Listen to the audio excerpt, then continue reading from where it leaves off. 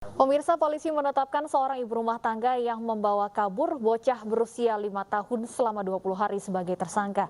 Bocah tersebut dibawa kabur sebagai jaminan utang piutang yang dilakukan keluarga korban.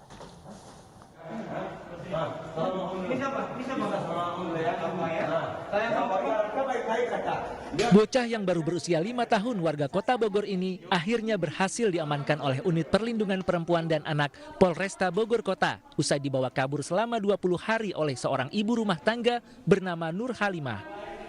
Bocah ini dijadikan sebagai jaminan utang piutang keluarganya. Peristiwa bermula dari laporan suami istri ke Mapolresta Bogor atas cucunya yang dibawa kabur terlapor Nur Halimah. Akhirnya bocah tersebut ditemukan di rumah tersangka. Polisi pun akhirnya mengevakuasi bocah dan membawa pelaku ke unit PPA Satreskrim Polresta Bogor Kota guna dimintai keterangan. Setelah memeriksa 5 saksi, polisi menetapkan Nur Halimah sebagai tersangka dengan barang bukti akte kelahiran korban dan kartu keluarga. Tersangka dijerat pasal tentang perlindungan anak dengan ancaman pidana penjara maksimal 10 tahun atau denda maksimal 200 juta rupiah. Dari Bogor, Jawa Barat, Furkon Munawar, iNews melaporkan. Dan untuk informasi selengkapnya terkait anak yang dijadikan jaminan utang, sudah bergabung bersama kami Kapolresta Bogor Kota, Kombes Susatyo Purnomo Condro. Selamat sore Pak Kapolres. Selamat sore, Mbak. Baik, Pak Susatyo, saya ingin memastikan terlebih dahulu apakah saat ini korban sudah dikembalikan kepada keluarganya? Jadi korban sudah dikembalikan kepada keluarganya itu sejak tanggal 6 Agustus atau kurang lebih sekitar 3 jam setelah kakeknya melaporkan ke Polresta Bogor Kota. Jadi langkah kami yang paling awal untuk tindakan kemanusiaan adalah segera mengevakuasi korban dari tempat tersangka.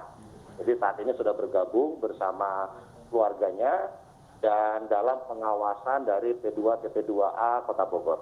Bagaimana kondisi korban pada saat dikembalikan? Kalau secara fisik korban terlihat biasa ya, baik-baik saja, tetapi kami membutuhkan pemeriksaan lebih lanjut terhadap psikis dan sebagainya. Apakah selama 20 hari di tangan tersangka ini korban juga dalam kondisi baik-baik saja. Tapi setelah dipertemukan memang terlihat anak lebih ceria ya bersama keluarganya. Baik, informasinya korban ini dijadikan jaminan utang oleh kakeknya. Ini bagaimana ceritanya Pak? Apakah sebenarnya ini keinginan dari kakeknya sendiri atau keluarga korban atau permintaan dari si pemberi utang? Jadi saya harus mundur dulu mengapa si korban ini dirawat oleh kakeknya. Jadi Raka ini umur 5 tahun itu punya bapak ya atas nama Nuril itu meninggal ketika Raka masih dalam kandungan 3 bulan. Kemudian ibunya atas nama Nanda itu menikah lagi dan ayah tirinya ini pun meninggal tanggal 14 Juli 2021 kemarin karena sakit kanker otak. Terakhir ibunya pun itu meninggal pada tanggal 4 Agustus 2021 itu 2 hari sebelum dibuatkan atau Pak Yanto melapor kepada pihak Polresta Bogor Kota. Nah, sehingga sejak tanggal 20 November, anak itu dititipkan oleh ibunya ke rumahnya kakeknya, karena ibunya harus mengurus suaminya, yang akhirnya keduanya itu juga meninggal, gitu ya. Nah, kemudian Ibu Mardia, itu neneknya, itu punya sejumlah hutang dengan Ibu Nur, yang itu bertahap ya, 15 juta itu bertahap, kemudian tidak bisa membayar, kemudian pada tanggal 16 Juli datang supaya Ibu Mardia dan Pak Yanto ini punya tanggungan, karena tidak ada lagi yang bisa dijaminkan gitu. Akhirnya cucunya inilah yang digunakan oleh si tersangka sebagai jaminan. Sehingga kami menerapkan pasal 88, salah satu unsurnya adalah eksploitasi ekonomi. Artinya anak ini dijadikan eksploitasi ekonomi oleh si terlapor karena neneknya itu tidak bisa membayar hutang. Gitu. Jadi karena tidak ada artinya di bawah paksaan, di bawah tekanan, si kakek dan neneknya tidak punya kuasa untuk memberikan jaminan apapun. Berapa sebenarnya total utang dari nenek korban hingga kemudian cucunya dijadikan jaminan? Kalau dari Ibu Mardia, neneknya itu sekitar 8.700.000. Tapi kalau keterangan Ibu Nur itu sekitar 15 juta, gitu, kurang lebih. Tapi itu permasalahan berbeda, karena dengan alasan apapun tidak boleh tentunya Betul. Seorang anak itu dijadikan jaminan, dipaksa untuk dijadikan jaminan. Kurang lebih Baik. begitu, Pak. Untuk pemberi utang yang kemudian saat ini sudah dijadikan tersangka, apa sebenarnya rencana tersangka terhadap bocah ini? Apakah akan dipekerjakan atau akan dijual atau seperti apa? Tidak ada untuk seperti itu, tetapi memang akan dirawat atau akan dialihkan pengawasannya oleh si tersangka ini sampai itu bisa ditebus atau dibayar hutangnya oleh neneknya. Jadi supaya neneknya nggak pindah, karena kan Pak Yanto dan Bu Mardiah ini kontraknya untuk keterangan tersangka pindah-pindah, gitu. Susah dicari. Nah sehingga cucunya yang diambil gitu ya, agar si Pak Yanto dan Bu Mardiah ini ingat hutangnya dan sebagainya. Intinya itu, Mbak. Ya, mengesampingkan fakta bahwa korban sudah dikembalikan kepada keluarganya, bagaimana kemudian nasib utang piutang antara keluarga korban dengan tersangka?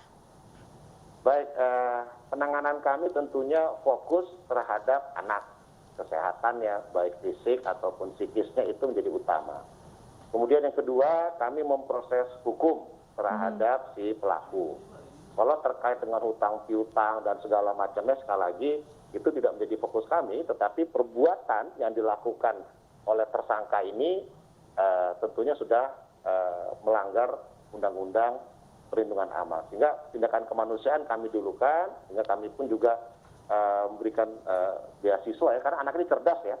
Anak ini cerdas, kelihatan sehat gitu ya. Sehingga supaya bisa mendapatkan pendidikan yang layak.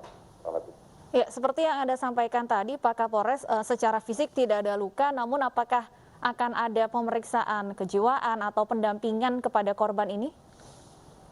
Ke depan, karena ini kan baru 1 hari ya, kami melakukan penahanan terhadap tersangka. Ya, ke depan kami akan juga melengkapi dengan pemeriksaan saksi ahli, juga dengan pemeriksaan secara psikis, untuk memastikan bahwa tidak ada gangguan ataupun kekerasan verbal dan lain-lain terhadap si anak, gitu ya, karena masih umur 5 tahun ini, gitu kurang lebih. Adakah kemudian imbauan dari pihak kepolisian kepada keluarga korban, kepada kakek dan nenek yang menjadikan cucunya sebagai jaminan? Ya tentunya ini tidak hanya kepada kakek dan neneknya, tetapi juga bagi semua masyarakat. Ya, apabila memang ada berbelit hutang atau sampai dengan itu dijamin, karena kan itu hukumnya adalah hukum private, yaitu hukumnya antar pemberi hutang dan penerima hutang. Gitu. Tapi kalau memang sampai terjadi penyanderaan secara fisik dan sebagainya, segera laporkan kepada kepolisian terdekat, sehingga kami bisa segera menangani. Kami juga sudah mengumpulkan apakah memang perbuatan ini tidak cuma kali ini saja itu dilakukan oleh Ibu Nur ya, tapi saat ini kami masih fokus terhadap penanganan bersama Raka ini. Baik, kita harapkan tentunya tidak ada lagi kasus serupa terjadi ke depannya. Terima kasih Kombes Pol Susatyo Purnomo Condro, Kapolresta Bogor Kota. Selamat sore.